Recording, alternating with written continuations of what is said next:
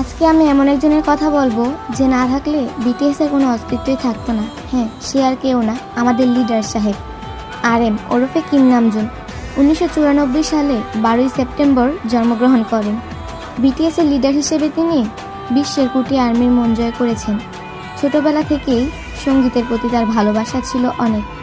বিটিএসের যাত্রা শুরু হয় 2013 সালে, আর RM হলো সেই দলের একজন মেধাবী র্যাপার ও লিডার।